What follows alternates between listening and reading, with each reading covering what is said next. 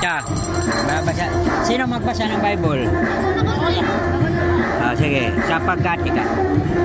Kasan mo lang. Sapagkat ang salita ng Diyos ay buhay at mabisa, higit na mataas kaya... Matalas. Matalas kaysa espada. Ikaw nga ay panugan. Lakasan mo na daw. Sapagkat ang salita ng Diyos. Sapagkat ang salita ng Diyos ay buhay at mabisa, higit na matalas kaysa alinmang tabak na magkabilay, kalimang, Tumatagos. Sabi sa paghiwalay ng kaluluwa ng Espiritu. ng mga Kadaswa sa utak ng boto at nagkatao sa isip at binabalak ng katatahon ng tao. Walang nakapagtago sa Diyos. Ang lahat ay hayag at lahat. The word of God is alive and active. It penetrates even soul and spirit. Everything is open and alive. Ang Satan nila ay makapangyarihan. Itong Biblia, di ba? Salita ng Diyos. Ilagay ko ito sa ulo mo, makikita mo yung Bible nasa upuan. Tigit mata mo. Nasa upuan, o. Tumatagos doon sa paa mo. Okay. Pag tayo nagbasa ng Biblia, kausap natin ang Diyos. Kaya ang Biblia ay aklat sa lahat ng aklat. Ang Biblia ay buhay na salita ng Diyos. Ang Biblia ay nakatagong yaman sa Diyos.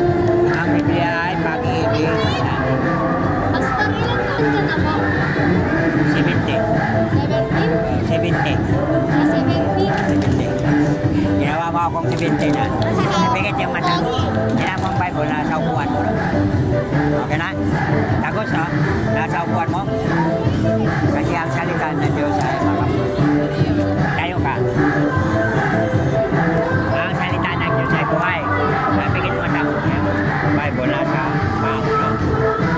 Okay na? Mateo 5:8, mapalad. Bakit makikita ang Diyos? Sinabi doon sa Mateo.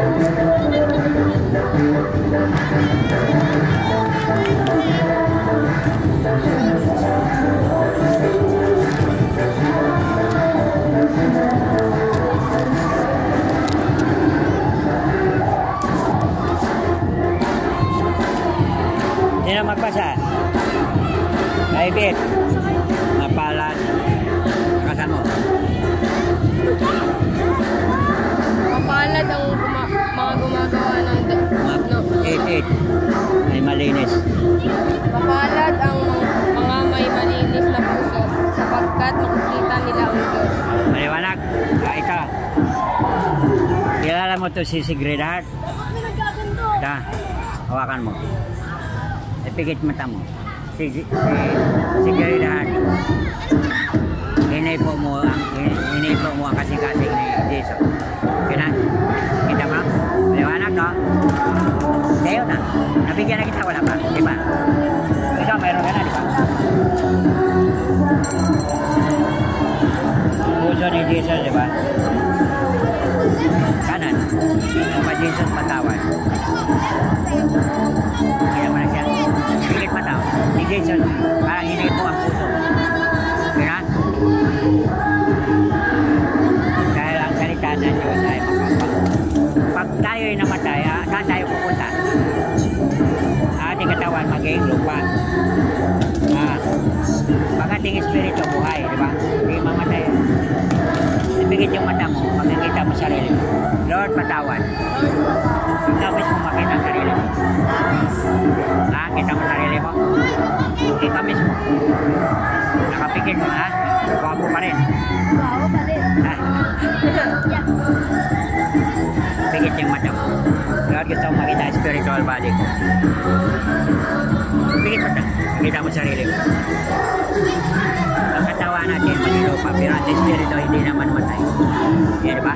At pero, sino kamag-anak nyo na may namatay na? Nanay, tatay, lolo. Namatayan na po? Ang sino yan? Lolo, pangalan lolo. Pangalan ng lolo. Hindi ko alam kung pangalan. Maliit ka pa. Maliit ka pa. Matay, pigit ang mata. Lord, kuta mo ang lolo ko. Pigit mata, nandiyan na sa harap mo.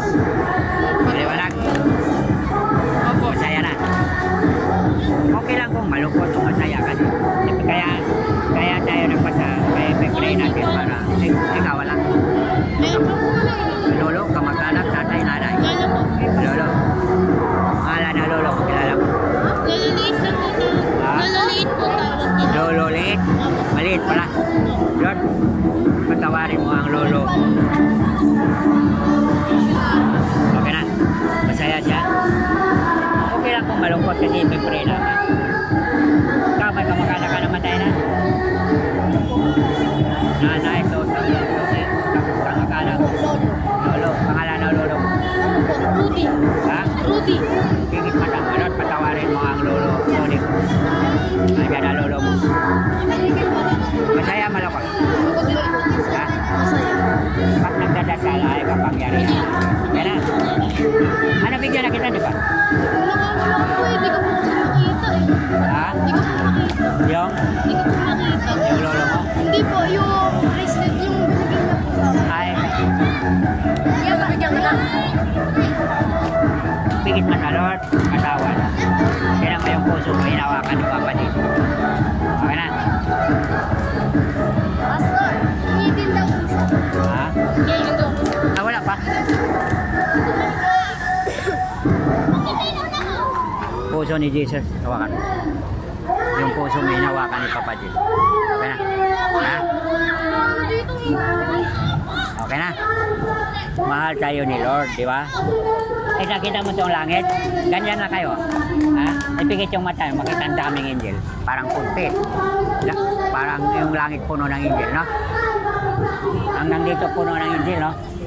Puno? Okay? Parang daming angel, no? Maliwanag? Ha? Puno? Maliwanag? Ha? Dami. Nakita mo si Mama Mary? Apikit mata. Anong damit ni Mama Mary? Hindi ko po alam. Pikit mata. Pagkikita mo na sa harap. Oh. Maliwanag na. Wala pa? Oh, nandiyan na. Mama Mary, gusto kita makita. Sabi mo. Oh, nandiyan na sa harap mo siya. Ang damit niya. Kapag gaganto na, ano, parang siyang umiilaw lang, wala akong makita. Umiilaw lang, pero may ano, pero po may tao. Pero yung mahaba buhok. Opo. Parang kumikislap yung damit niya. Hindi mo maano makita ang damit. Hindi po, kasi ang silaw po talaga. Ah, masilaw siya. Ganon. Ah, kaya di kasi minsan naliwanag yung damit niya. Sa inyo, masilaw siya. Dahil sa kapangyarihan ng Diyos, no?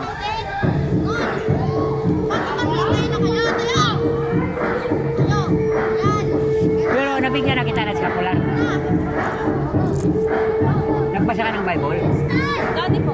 Ako pa nagpapasa ng Bible. Pag nagbasa ka ng Pag nagbasa ka tayo ng Bible, kausap na din ng Lord, di ba? Hawakan mo yung Bible. Ipikit yung mata mo. Makikita mo parang kinausap ka ni Lord. Maliwanag na, no? Dahil ang salita ng Diyos ay makapang. Salamat po, Pastor. Okay na. Ilagay ko yung Bible sa ulong mo. Pikit mata. Yung Bible, nasa paa mo. Kailangan. Maliwanag na. Okay na. Si Jesus. Papa Jesus patawad. Papa Jesus patawad. Ano yung puso mo, hinawakan ni Papa. Sige po. Maliwanag. Si Lord kasama natin kahit saan. Okay na. Sige. Subscribe sa YouTube ko. Spiritual. Naka-3. Okay na.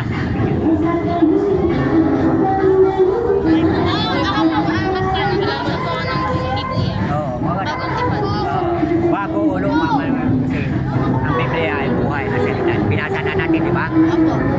Sa Matthew 5, mapalan ang may malinis sa puso pagkat blessed are those clean of heart who they will see God. Maliwanag din kita nyo. Pati mahigit, marami na. Parang puno siya. Ano siya? Maliwanag yung katawan mo parang umiilaw. Maliwanag. Umiilaw. Para hindi makita yung damit dahil sa masilaw siya. Kumikinang. Okay, salamat.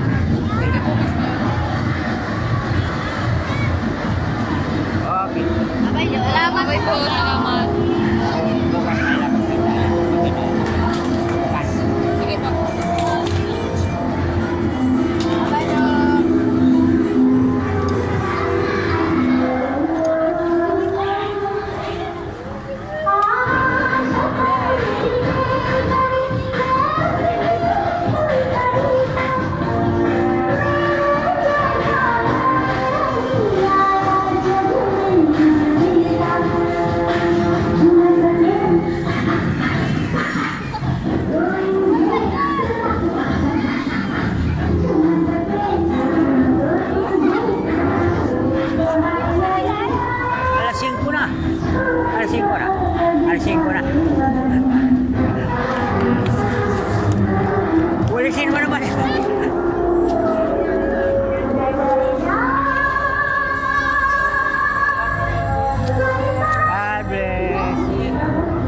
bigyan na kita ng eskapular, no?